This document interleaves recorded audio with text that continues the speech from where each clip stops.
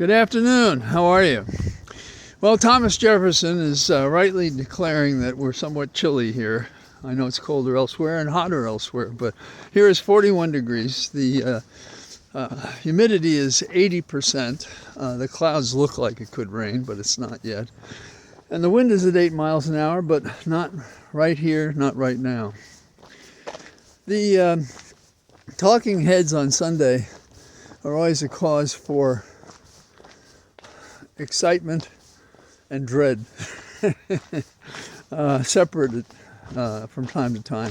One of the remarks I heard someone kept talking about, as if it was our lifeboat, was that we are all social animals. And Aristotle said that. He also said it was the highest vocation one could have. But this is a model, if you will, that doesn't fit our current circumstances, because there are asocial animals as well that don't get along, don't feel sympathy, don't feel anything except, a drive to power, to manufacturing and spreading self to the exclusion and detriment of everyone else. In other words, a zero-sum game. That's not a social game. So you and I are social. That's why we get along. Even if we disagree, we find a way to do that without taking a pickaxe one to the other. But these people, they're fine with that. They double down on violence and irrational behavior, and to such an extent, at such a level in the government, as to compromise us all. Now, here is the problem with the government. Consider the notion that repression without full-throated representation prevails. Now, courts do give us results, but by delay, they cause the detriment of the ruling that they have. And Trump plays upon the delay. Now, what we're really talking about is game theory. Trump has taken the weak underbelly of an open system and used it to his advantage to repress the very reason for that system. That's what we're dealing with. So we applaud the judges who make right decisions, but they have a diffidence, at least in their actions, of their own rulings to act. And so this failure to act and to allow delay and to allow the play feeds the autocratic slide of Trump and others. So even as we're able to take victory laps on incidents that are happening now, the people in the best position with the platforms and represented to deal with these things do squat. They're not doing anything. Trump is building a tinderbox to justify even more military action than we presently have. Now, that said, New Yorkers are a special breed. Full disclosure, I was a street kid, and I was there through my 30s, and I believed Frank Sinatra was right. If you can make it there, you can make it anywhere. Maybe if you can just survive there, you can survive anywhere. I'm not sure. But New Yorkers push back. It's an immigrant city. The upcoming mayor is himself an immigrant, whatever else they attack him on, and that's one of the things they do attack him on, which says a lot about the state of governmental affairs when we get soft-spoken lip service for immigrants, persons of color, persons with a difference, which seems to be the indicia of a Trump repression across the board. Unless you're white male, even the sexes, female, this is without going into transgender or gay or anything else. These people are asocial. They hate. They don't know anything else. They lie in service to their hate, in service to the objective by which they have confounded America that thinks we're all social animals. We're not. Some of us don't give a damn about anybody else. Not you and I. And then those who say these nostrums as if that's going to save us. There's some automatic reset, like when you turn off your phone or your PC or your iPad. That's not what's happening here.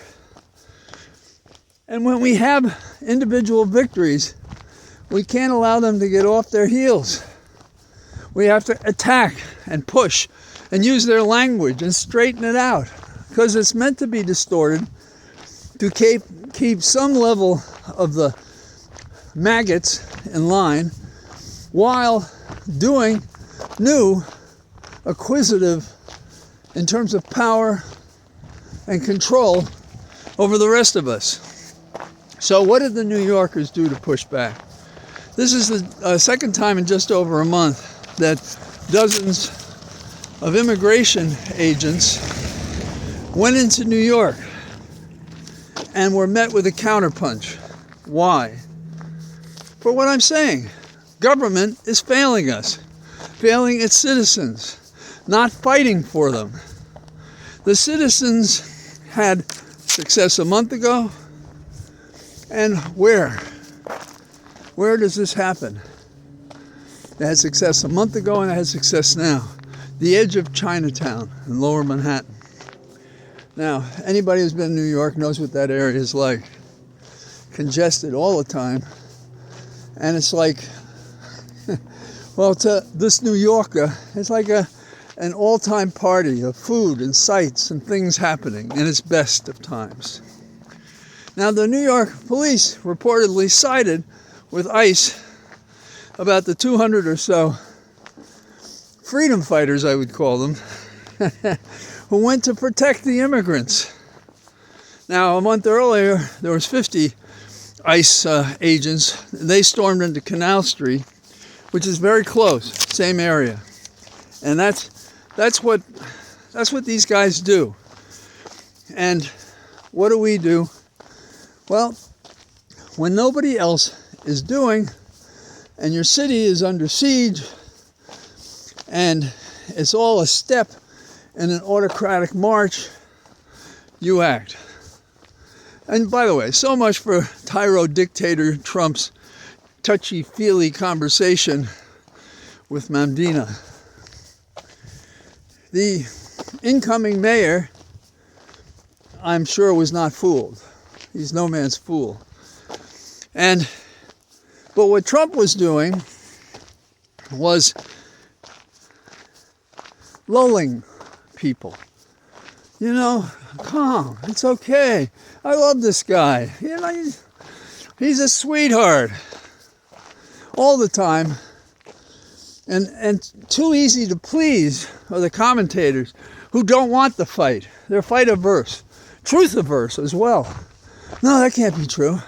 We want it to be something else, something comforting, something easy on us, something that doesn't hurt us, that doesn't require us to put our skin in the game, to take a risk, to be free as we lose our freedom presently.